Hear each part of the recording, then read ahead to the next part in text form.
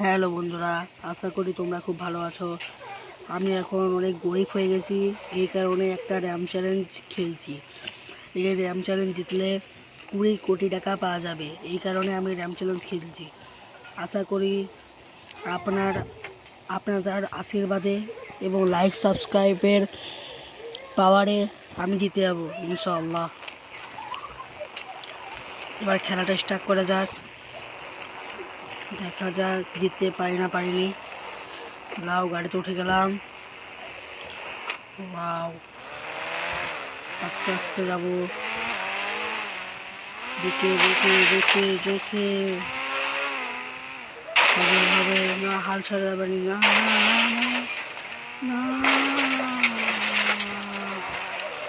ও ভাই, কি বেঁচে গেছি, আরো ভালো করে খেলতে হবে আমাকে। ও ভাই,